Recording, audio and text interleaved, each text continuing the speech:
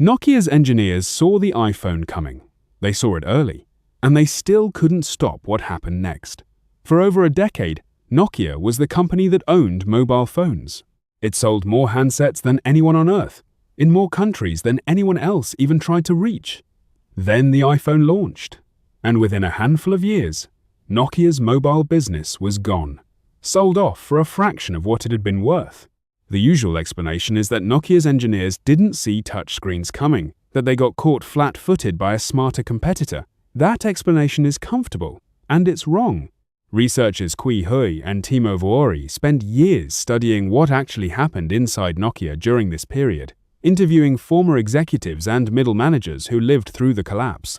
Their research told a very different story. Many Nokia engineers reportedly saw the smartphone shift coming well before leadership acted on it. The technical foresight was there. What wasn't there was the ability to say so out loud in a way that reached the people who could act on it. That's the part worth sitting with, because it flips the whole story. This wasn't a company that lacked information. It was a company that had the right information and systematically lost it on the way up the org chart. Here's how that actually works, mechanically, because fear sounds abstract until you see the specific behavior it produces. Interviews with former Nokia middle managers described an internal culture where delivering bad news upward, warnings about slipping deadlines, warnings about a competitor closing the gap, was treated less like normal business communication and more like a career risk. Senior leaders reportedly reacted to bad news with visible frustration in meetings. Not necessarily explosive anger, sometimes just a cold, disappointed reaction. A subtle signal that the messenger had made things awkward. But people are extremely good at reading subtle signals from the people who control their careers. And once that signal lands once or twice, it doesn't need to be repeated. Employees adjust automatically. Psychologists have a name for a version of this pattern. It's sometimes called the mum effect, a documented tendency for people to avoid transmitting bad news because they don't want to be associated with it, even when they have zero responsibility for causing it. The messenger gets some of the emotional weight of the message, whether that's fair or not. Inside a healthy team, managers actively work against that reflex because they know people will hide from it. Inside a fear-based one, the reflex runs unchecked, and it compounds. That's exactly what researchers described happening at Nokia. It wasn't one bad meeting or one defensive executive. It was described as a broadly shared organizational climate, meaning the fear wasn't isolated to a single team or a single product line. It was ambient. It was just how things worked. And once fear becomes ambient, it doesn't just affect what people say in big, formal meetings. It changes the small daily choices too. Whether an engineer flags a risk in a one-on-one, whether a manager softens a status update before sending it up the chain, whether someone raises a concern in a hallway conversation or just quietly hopes someone else says it first. Picture the mechanism at the level of an individual report. An engineer notices, months before it's obvious to anyone above them, that a competitor's product concept solves a problem in a fundamentally different way, one that could make the current roadmap look outdated. They mention it once, informally.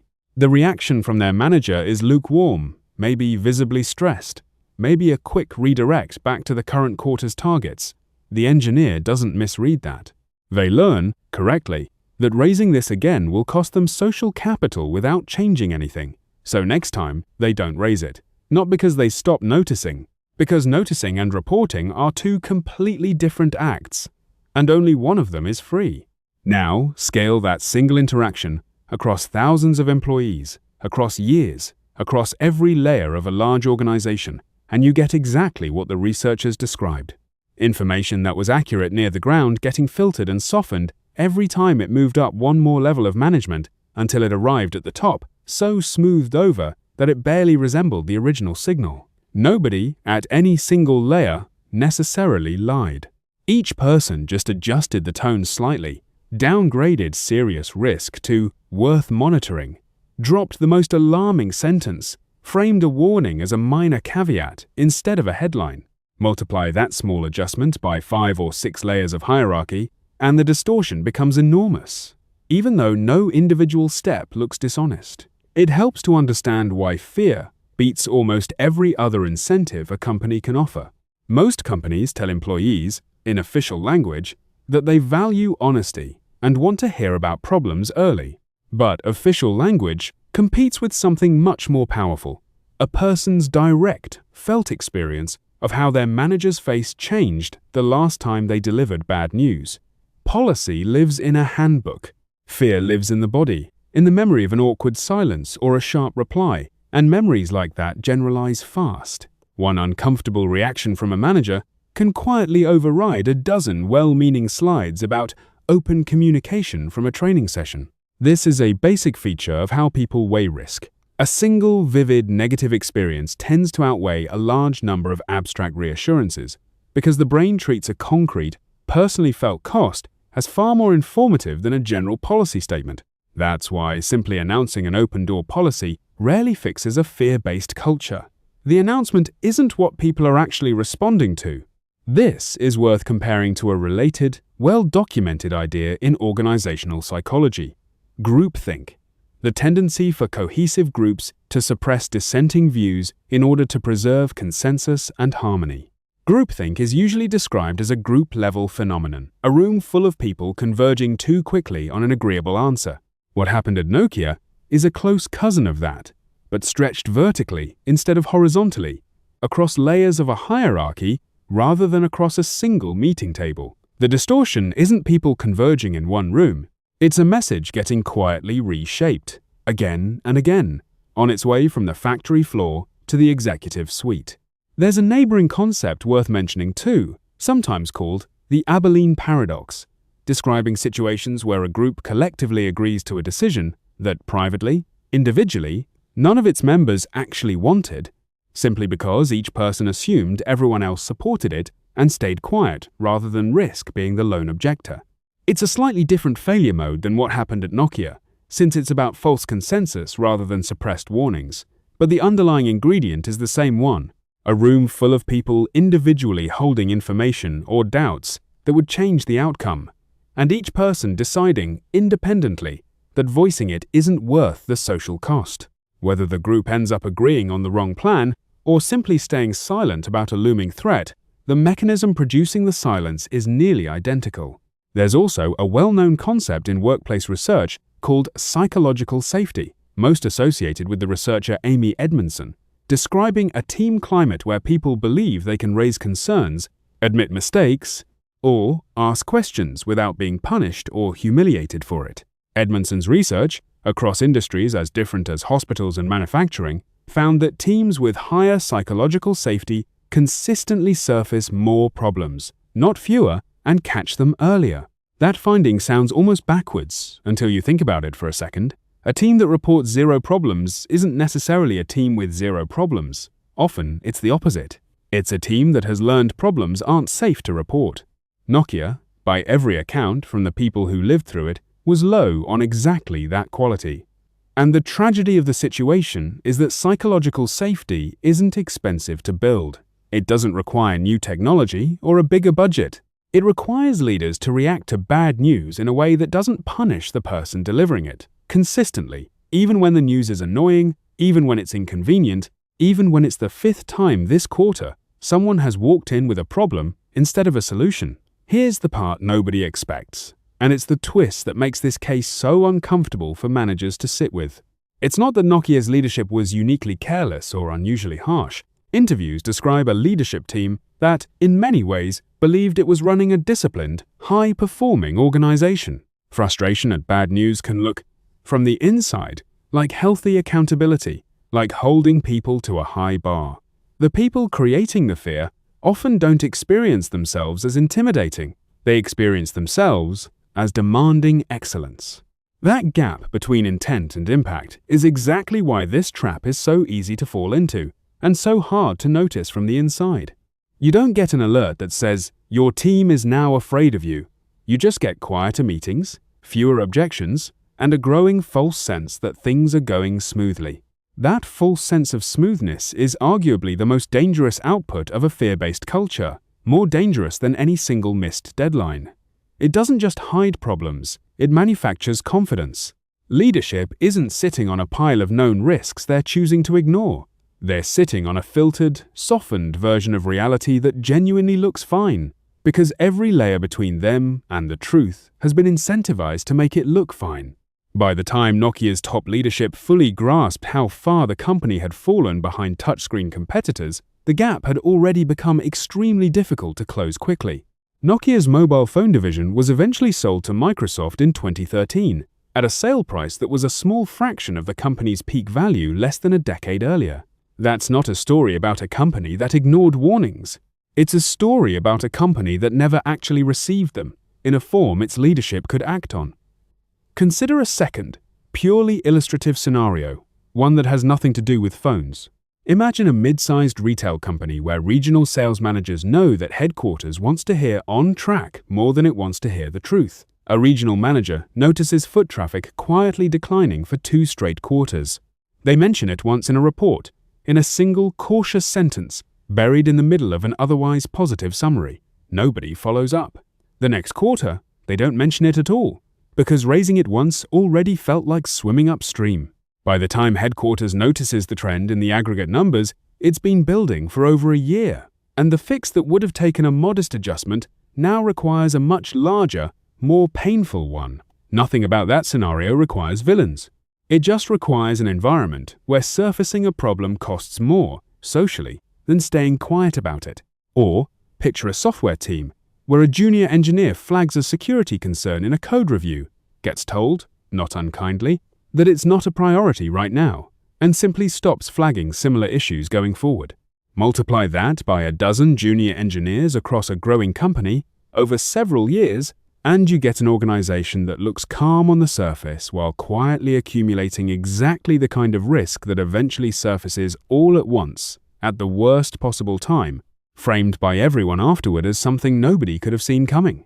Somebody usually did see it coming. They just correctly calculated that saying so wasn't worth the cost. Picture one more illustrative scenario, this time inside a customer support organization. Frontline support agents start noticing a spike in complaints about a specific feature, week over week, well before it shows up in any official dashboard, because dashboards lag behind what agents hear on live calls. One agent raises it in a team meeting. Their supervisor, under pressure to hit a satisfaction score target for the month, waves it off as a handful of unhappy customers rather than a pattern. The agent doesn't push further, partly because pushing further would mean implying the supervisor's read on the situation was wrong in front of the rest of the team. 3 months later, the same issue shows up as a churn spike in a board-level report, framed as a sudden, unexpected development. It wasn't sudden to the people answering the phones. It was sudden only to the people who were several layers removed from where the information originated, which is exactly where a fear-based culture does its damage. Not at the source of the information, but in everything the information has to pass through to be believed. There's a broader, well-documented pattern in safety research called normalization of deviance, describing how organizations can gradually treat a growing risk as acceptable simply because nothing catastrophic has happened yet. Each small deviation from the safe standard quietly becoming the new normal. It's most famously discussed in the context of major aerospace safety failures, where warning signs were technically known internally well before a disaster made them undeniable to everyone else. The mechanism there rhymes closely with what happened at Nokia. In both cases, the information existed. In both cases, it traveled through layers that each found a reason, in the moment, to treat it as slightly less urgent than it actually was. So, what does a manager actually do with all of this? Not a vague call to communicate more or build trust, because that's the kind of advice that sounds true and changes nothing. Here's something concrete. The single highest leverage habit a manager can build is a consistent, visible reaction to bad news that rewards the person who brought it every single time, even when the news itself is frustrating. That means thanking someone specifically for flagging a risk before responding to the content of the risk. It means separating the conversation about the problem from any conversation about blame, and having those as two clearly different discussions, not one blended reaction. It means noticing when a report has been smoothed over compared to last time and asking directly what got left out, rather than accepting a cleaner version at face value because it's more comfortable to hear. It also means building a structural outlet for concerns that doesn't route through the exact chain of command someone might be afraid of. Some teams use anonymous suggestion channels for this reason. Some run a regular, structured, pre-mortem exercise, where before a launch or a decision, the team is explicitly asked what could go wrong, treating pessimism in that specific meeting as useful data rather than as negativity to be managed. The value of a pre-mortem isn't the meeting itself, it's that it gives permission, in advance, for someone to say the uncomfortable thing without it reading as a complaint about leadership. Another concrete practice worth borrowing is the blameless post-mortem, common in engineering teams recovering from an outage or a serious mistake, where the explicit ground rule is that the discussion focuses entirely on what happened and why the system allowed it to happen, never on assigning individual blame. The logic is straightforward. If people expect a mistake to end in blame, they instinctively manage what gets said about it, and the review produces a sanitized story instead of a useful one. Remove blame from the room, and people tend to volunteer far more accurate detail because there's nothing left to protect themselves from. A manager doesn't need an engineering team to borrow this idea. Any regular review of what went wrong on a project can adopt the same single rule, and it changes what people are willing to say almost immediately. Skip-level conversations help for a related reason. A direct report is often more candid with their manager's manager than with their own manager, precisely because the immediate relationship carries the most day-to-day consequence for saying the wrong thing. A manager who occasionally arranges for their own team to talk candidly with someone a level up, without it being read as going over anyone's head, gets a version of the truth that's been filtered through one fewer layer of self-protection. It's a small, structural workaround for a problem that no individual conversation can fully solve on its own. And it means auditing your own reactions honestly, because the uncomfortable finding from research like this is that intimidating leaders rarely think of themselves that way. If you want to know whether your team feels safe raising bad news, don't ask them directly, because the same fear that stops them from raising a problem will often stop them from admitting they're afraid to raise one. Instead, look at the pattern. Are problems reaching you early, while they're still small and cheap to fix, or are they reaching you late, already large, always described afterward as sudden? Here's the honest, uncomfortable truth about why this matters more than most management advice. A team's silence is not neutral information. Silence is often mistaken for confirmation, when it's actually a symptom. A quiet team isn't necessarily a team with nothing wrong. It's frequently a team that has learned, through small, consistent signals, that naming what's wrong doesn't pay off. Nokia's engineers weren't blind to what was coming. They were surrounded by an environment that made staying quiet the rational choice.